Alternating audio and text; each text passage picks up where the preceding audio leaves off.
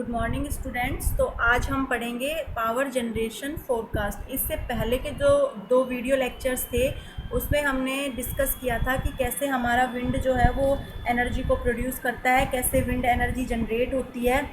तो आज हम पढ़ेंगे power generation forecast. Power generation forecast generation है या फोरकास्ट है वो बहुत ही इम्पोर्टेंट पैरामीटर है किसी भी रिन्यूएबल एनर्जी रिसोर्स के लिए। फोरकास्टिंग का मतलब क्या है आपको पता है। फोरकास्टिंग का मतलब कि अगर हम अपने विंड जनरेटिंग प्लांट के लिए एक दिन पहले फोरकास्टिंग कर दें कि नेक्स्ट डे हमारी विंड की स्पीड क्या रहने वाली है, हमारी विंड का स्टेटस क्या रहेगा, तो हम अपने सिस्टम को वेल डिज़ाइन कर सकते हैं। अपने जो भी हमें इकोनॉमिक लोड उसके साथ शेड्यूल करने हैं, जो भी इकोनॉमिक लोड हमें उसके साथ डिस्पैच करने हैं, उसको हम आराम से अच्छे से वेल डिज़ाइंड वेल इक्विप्ड कर सकते हैं। और जितने भी हमारा एक जो विंड एनर्जी इंटीग्रेशन का जो मेगावाट स्केल है उसको मेंटेन कर सकते हैं। तो फाइनली क्या होता है कि decision of the economic load dispatch जो होता है हमारा, वो लार्जली अफेक्ट करता है प्रॉपर फोरकास्टिंग पे। अब फोरकास्टिंग का मतलब सिर्फ ये नहीं है कि आपने प्रॉपर फोरकास्टिंग कर दी। फोरकास्टिंग का मतलब ये है कि आपने जो फोरकास्टिंग की है वो फोरकास्टिंग आपकी इम्प्रूव्ड एफिशिएंसी के साथ है या नहीं है। देखो, फोरकास्टिंग तो कोई भी कर सकता है, लेकिन उसकी ट्रुथ या उसकी एक्यूरेसी का लेवल कितना है ये इम्पोर्टेंट होता है। तो यही है पावर जनरेशन फोरकास्ट में कि आप अपनी उसकी, अगर हमारी विंड जनरेशन की फोरकास्टिंग ऐसी हो कि हमारे एग्जिस्टिंग सिस्टम की जो एफिशिएंसी वो इम्प्रूव हो रही है, तो हम क्या करते हैं उस फोरकास्टिंग को कंसिडर कर लेते हैं। ठीक है, एक दिन पहले अगर पता चल जाएगा तो हम अगले दिन के लिए तैयार हो जाएंगे। तो अब होता क्या है कि बहुत सारी रिसर्च एंड डेवलपमेंट जारी है।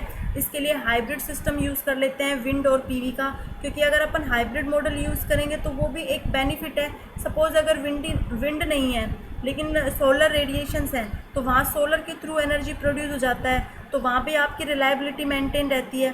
सेकंड केस, अगर विंड है लेकिन सोलर नहीं है, तो वहाँ भी आपकी एनर्जी प्रोड्यूस हो जाती है, तो सिस्टम की जो रिलायबिलिटी है वो मेंटेन रहती है। लेकिन इसके अलावा भी हम बहुत सारी चीज़ें कर रहे हैं, जैसे रिसर्चर और डेवलपमेंट जो है जारी है इसमें कि इसकी फोरकास्टिंग अगर ना भी हो, क्योंकि देखो फोरकास्टिंग कर भी देते हैं तो भी नेचर का कोई पता नहीं है कब मिनट में चेंज हो जाए। तो इसके लिए बहुत सारी इम्प्रूवमेंट्स होती हैं, जैसे ARIMA, approximation, auto regressive integration. इसके अलावा पावर डेंसिटी फंक्शंस आप यूज़ कर लीजिए। इसके अलावा जैसे अब मैं सोलर की बात करती हूँ, तो सोलर में अगर अपन फजी या आर्टिफिशियल न्यूरल नेटवर्क इनको यूज़ करके अगर अपन मैक्सिमम पावर पॉइंट को ट्रैक कर लें, तो उस पर्टिकुलर पॉइंट पर आपका आउटपुट आता है मैक्सिमम। मतलब अगर मान लो दोपहर के बाद सन की जो किरणें होती हैं या उसकी जो तपिश होती है वो थोड़ी कम हो जाती है, लेकिन उस कम में भी हमको वो पॉइंट एक्सट्रैक्ट करना है जिस पर वो अपनी मैक्सिमम आउटपुट दे रहा है। तो वो किसके थ्रू होता है? वो होता है maximum power point tracking algorithm.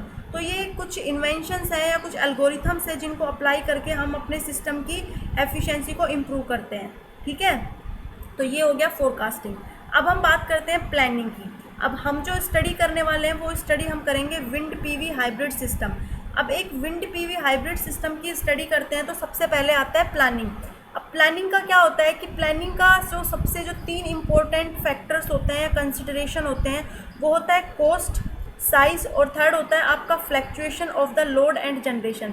मतलब आप अगर किसी सिस्टम को प्लान कर रहे हो, उसकी प्लानिंग कर रहे हो, तो उसकी प्लानिंग ऐसी होनी चाहिए कि उसकी जो कॉस्ट है वो इतनी हो कि आदमी उसे अफोर्ड कर सके। मतलब जो उस पावर प्लांट को बना रहा है वो उस कॉस्ट को अफोर्ड कर सके। उसकी इंस्टॉल्ड कैपेसिटी इतनी ही होनी चाहिए या उसकी जो इन्वेस्टमेंट कॉस्ट है वो इतना होना चाहिए। सेकंड, उसका साइज भी इतना ही होना चाहिए कि उसे आराम से एक जगह पे लोकेट किया जा सके। इतना बड़ा उसका कॉम्प्लेक्स साइज नहीं होना चाहिए।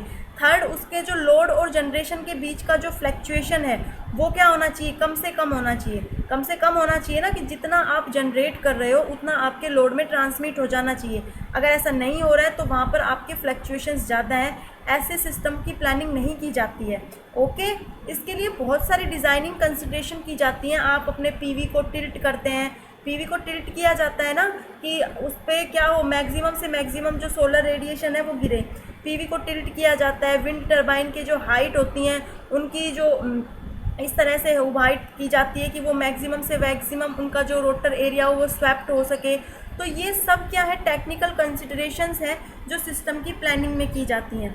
जब हमने एनर्जी मैनेजमेंट एंड ऑडिट पढ़ा था तो वहाँ पर हमने प्री ऑडिट फेज़ पढ़ा था। तो वो जो प्री ऑडिट फेज़ था उसमें हमने यही किया था कि जो भी एग्जिस्टिंग डेटा आपके पास अवेलेबल है, उन एग्जिस्टिंग अवेलेबल डेटा से आप एक रिपोर्ट तैयार कीजिए जो इजीली अवेलेबल है। तो ये प्लानिंग जो है ये प्री ऑडिट फेज़ एक्टिविटी का ही एक पार्ट होता है। इसमें आप अपने सिस्टम की क्या करते हो, प्लानिंग करते हो। चलिए, उसके बाद जो नेक्स्ट है आपका है सेंट्रलाइज कंट्रोल। अब प्लानिंग करने के बाद किसी सिस्टम की कंट्रोल मैकेनिज्म की जाती है।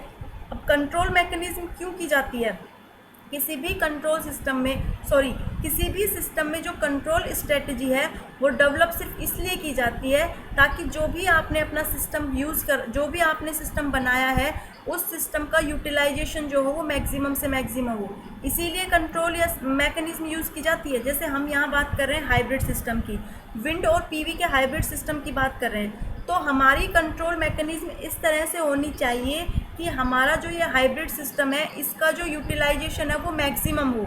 ठीक है, तो ये हो गया कंट्रोल स्ट्रेटजी। अब कंट्रोल स्ट्रेटजी दो तरह से होती है, एक सेंट्रलाइज कंट्रोल होता है, एक डिस्ट्रीब्यूटेड कंट्रोल होता है। सेंट्रलाइज कंट्रोल कहाँ काम आएगा, हाइब्रिड ये डिस्ट्रीब्यूटेड कंट्रोल कहाँ काम आएगा। तो जो सेंट्रलाइज कंट्रोल सिस्टम है आपका, ये सेंट्रलाइज कंट्रोल सिस्टम जो होता है वो फास्ट कम्युनिकेशन के लिए होता है और ये लार्ज अमाउंट ऑफ डेटा को हैंडल करता है छोटे से टाइम में। ठीक है, मतलब लार्ज अमाउंट ऑफ डेटा को एक शॉर्ट टाइम पीरियड में करता है और इसकी जो कम्युनिकेशन प्रोसेस होती है फास्ट होती है। सेकंड कंट्रोल मैकेनिज्म होता है डिस्ट्रीब्यूटेड कंट्रोल। इसके नाम से ही पता चल रहा है डिस्ट्रीब्यूटेड कंट्रोल का मतलब क्या हुआ कि ये स्मॉल स्केल के लिए काम आता है। क्योंकि देखो सेंट्रलाइज कंट्रोल जो है वो लेस रिलायबल होता है एक सिंगल पॉइंट अटैक रिस्क के लिए। तो अब ऐसा तो है नहीं कि जनरेटिंग सिस्टम में हमेशा लॉन्ग डिस्टेंस के ही फॉल्ट आएंगे या लार्ज अमाउंट के ही आएंगे। हो सकता है किसी पर्टिकुलर पॉइंट पर एक सिंगल पॉइंट का रिस्क भी आ जाए। तो उस सिंगल पॉइंट के रिस्क को दूर करने के लिए क्या यूज़ करते हैं, डिस्ट्रीब्यूटेड कंट्रोल यूज़ किए जाते हैं। अब सेंट्रलाइज कंट्रोल जो है वो लार्ज के लिए है और डिस्ट्रीब्यूटेड कंट्रोल जो है वो स्मॉल के लिए है। हमें दोनों ही करना है तो क्या करें, हाइब्रिड कंट्रोल यूज़ कर लेते हैं। हाइब्रिड में दोनों का मिक्स हो जाएगा तो ये सिस्टम ज़्यादा रिलायबल होता है। अब उसके बाद आता है कंट्रोल कम्युनिकेशन। कंट्रोल स्ट्रेटजी होने के बाद उसका कम्युनिकेशन भी ज़रूरी है। कम्युनिकेशन ज़रूरी है कि ठीक है आपने सिस्टम को कंट्रोल कर लिया लेकिन उसका सिग्नल भी तो ट्रांसफ़र होना चाहिए, मुझे पता चलना चाहिए ना कि हाँ ठीक है कंट्रोल हो गया। तो ये इसके लिए होता है कंट्रोल कम्युनिकेशन, मतलब इंटरेक्शन होना चाहिए ट्रांसमिशन और डिस्ट्रीब्यूशन सिस्टम के बीच में, इसे कहते हैं कंट्रोल कम्युनिकेशन। चलिए, अब नेक्स्ट है आपका पावर क्वालिटी। देखिए बच्चों, पावर क्वालिटी क्या है हमें पता है, चूँकि हम यहाँ विंड की बात कर रहे हैं तो विंड में क्या होता है, विंड की बात कर रहे हैं, पीवी की बात कर रहे हैं, दोनों के हाइब्रिड मॉडल की बात कर रहे हैं। तो विंड और पीवी के जब अपन हाइब्रिड मॉडल की बात कर रहे हैं तो इसमें क्या होगा, विंड की स्पीड में या सोलर की रेडिएशन में वेरिएशंस की वजह से आपका वोल्टेज और करंट अफेक्ट होता है। तो उससे क्या होता है, आपके पावर क्वालिटीज़ में कुछ इश्यूज़ क्रिएट होते हैं। अब वो इश्यूज़ क्या होते हैं, या तो आपके करंट या वोल्टेज में फ्लक्चुएशन होगा, या आपकी फ्रीक्वेंसी में फ्लक्चुएशन होगा, या आपके हार्मोनिक्स में चेंजेस होंगे, हार्मोनिक्स प्रोड्यूस हो जाएंगे, हायर ऑर्डर के होंगे, लोअर ऑर्डर के होंगे, जो भी होगा बट वेरिएशंस तो होगा ना। तो ये होते हैं पावर क्वालिटी के इश्यूज़। और ये पावर क्वालिटी के इश्यूज़ जो होते हैं ये हमारे सिस्टम की एफिशिएंसी को या उसकी रिलायबिलिटी को क्या करते हैं, अफेक्ट करते हैं, पूरे एंटायर सिस्टम को। तो अब पावर क्वालिटी इश्यूज़ हो गए तो पावर क्वालिटी इश्यूज़ से पावर क्वालिटी डिस्टर्बेंस होंगे। तो वो डिस्टर्बेंस क्या क्या होते हैं, पहला डिस्टर्बेंस होता है ओवर वोल्टेज या वोल्टेज डिप, होगा ना। अगर विंड की स्पीड में वेरिएशंस आएगा तो उसमें वोल्टेज में डिप होगा। जो लास्ट वीडियो लेक्चर है उसमें जब हमने इसकी जो कैरेक्टरिस्टिक थी उन कैरेक्टरिस्टिक का वेरिएशंस देखा था, आउटपुट टॉर्क के साथ में देखा था, पावर कोफिशिएंट के साथ में देखा था, तो हम कह रहे थे कि हमारा जो आउटपुट है वो विंड की स्पीड के साथ क्या करता है, वेरी करता है। तो ये पावर क्वालिटी में डिस्टर्बेंस आते हैं। पहला है ओवर वोल्टेज या वोल्टेज डिप, ठीक है। दूसरा होता है फ्लिकर्स। देखो ओवर वोल्टेज और फ्लिकर में एक डिफरेंस है। वो डिफरेंस क्या है कि ओवर वोल्टेज में तो क्या होगा कि आपकी वोल्टेज जो होती है वो या तो डिप हो जाती है या ज़्यादा हो जाती है। कई बार क्या होता है कि आपका जो कंट्रोलिंग सिस्टम है या आपने जो सिस्टम लगाया है वो वोल्टेज, ओवर वोल्टेज या वोल्टेज में फ़र्क नहीं समझ पाता, क्योंकि बहुत ज़्यादा फास्ट एक्शन होता है ना, फास्ट स्विचिंग एक्शन होता है। तो उस टाइम पर कुछ टाइम पीरियड के लिए जो फास्ट वेरिएशंस होते हैं वोल्टेज के वो आपके लोड को ट्रांसफ़र हो जाते हैं। ये जो फास्ट वेरिएशन है जो लोड को ट्रांसफ़र हो रहे हैं वोल्टेज के, इन्हीं को फ्लिकर्स कहते हैं। अब फास्ट वेरिएशन ऑफ वोल्टेज अगर आपके लोड को ट्रांसफ़र हो गए तो आपके जो लोड लगा हुआ है वो तो एक्सेप्ट नहीं करेगा उसको, क्योंकि वो तो उसी को एक्सेप्ट करेगा ना जिस पर वो डिज़ायर्ड है, जिसको वो ट्यून्ड है। तो इसकी वजह से आपका जो सिस्टम है उसमें डिसकंटिन्यूस अब इंटरप्शंस स्टार्ट हो जाती है। ठीक है, ये होता है फ्लिकर्स। इसके अलावा आता है हार्मोनिक्स। हार्मोनिक्स आपको पता है कि वोल्टेज, अगर आपके वोल्टेज में अनबैलेंस आ गया तो ड्यू टू द इम्पीडेंस आपके करंट में भी आएगा। अब करंट में भी आ गया, वोल्टेज में आ गया, तो आपके पूरा एंटायर सिस्टम जो है वो क्या हो जाएगा, उसमें हार्मोनिक्स प्रोड्यूस हो जाएंगे। ठीक है, तो ये कुछ पावर क्वालिटीज़ के क्या हैं, इश्यूज़ हैं, पावर क्वालिटीज़ के कुछ फैक्टर्स हैं कि इन पावर क्वालिटी में अगर प्रॉब्लम क्रिएट होती है तो हमारे सिस्टम में ये चीज़ें आती हैं। अब इन पावर क्वालिटी प्रोड्यूस हुई है तो इस पावर क्वालिटी को हमें रिड्यूस भी करना होगा। तो इसे रिड्यूस करने के लिए क्या आता है, पावर कन्वर्टर। देखो, अगर हम कन्वर्टर के जो टाइम साइकिल होता है, या कह लीजिए उसका जो ऑन टाइम पीरियड होता है, या कह लीजिए उसका जो ड्यूटी साइकिल होता है, अगर आप उसके ड्यूटी साइकिल को कंट्रोल कर लोगे तो अपन उसके आउटपुट वोल्टेज को कंट्रोल कर सकते हैं। तो पावर क्वालिटी इम्प्रूवमेंट इशू में कन्वर्टर के थ्रू अगर आप इम्प्रूवमेंट करना चाहते हो तो आपको क्या करना है, आपको सबसे पहले उसका जो टाइम पीरियड है उसको कंट्रोल करना है। ठीक है, वो टाइम पीरियड या उसका ऑन टाइम पीरियड कैसे, उसकी ड्यूटी साइकिल को चेंज करके। और इसके लिए डिफरेंट टेक्निक्स होती हैं। आप फजी यूज़ कर लीजिए, आप ANN यूज़ कर लीजिए, इन दोनों का कंबाइंड मेथड आप यूज़ कर लीजिए, या और भी बहुत सारी जो रिसेंट न्यू डेवलपमेंट या एमर्जिंग टेक्नोलॉजीज़ आ रही हैं उनसे आप अपने कन्वर्टर का टाइम पीरियड या कंडक्टिंग टाइम पीरियड कंट्रोल करके हम आउटपुट पावर को कंट्रोल कर सकते हैं। तो जब आपका आउटपुट आपकी डिज़ायर्ड के अकॉर्डिंग आएगा तो ऑब्वियस सी बात है उसमें कोई भी लॉस नहीं होगा, उसमें कोई हार्मोनिक्स नहीं होगा।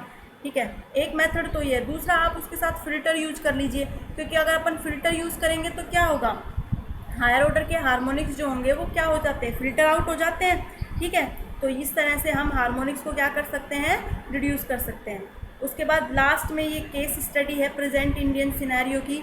इसमें बताया गया है कि 2022 तक इंडिया का टारगेट है कि वो रिन्यूएबल एनर्जी रिसोर्सेज की इंस्टॉल्ड कैपेसिटी 175 गीगावाट तक रखेगा, जिसमें 100 गीगावाट जो आएगी वो पावर PV के थ्रू होगी, और 60 गीगावाट जो आएगी वो किसके थ्रू होगी, विंड के थ्रू होगी। और अगर हम बात करें अभी फ़िलहाल प्रेजेंट सिनेरियो की, तो अप टू 2017 तक ये बोला गया था कि 2017 से हमारी जो रिन्यूएबल एनर्जी रिसोर्सेज में जो इन्वेस्टमेंट है वो फॉसिल फ्यूल्स या कन्वेंशनल एनर्जी रिसोर्सेज के कंपैरिजन में ज़्यादा होगी।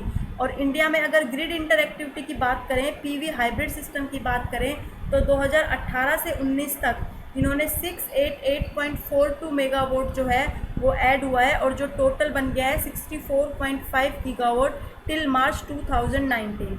तो इस तरह से ये मेजर कंट्रीब्यूट है। और अगर देखें तो जो PV सेल का जो मेजर कंट्रीब्यूट है वो है 36.2, विंड का है 45.3।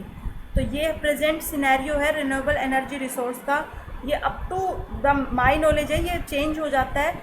आगे आप लोग अपने हिसाब से जब जैसे चेंज होगा तो आप साइट पे देख सकते हो, BEE की साइट पे आप देख सकते हो, या वैसे भी फुटप्रिंट में भी डालोगे तो भी दिख जाएगा।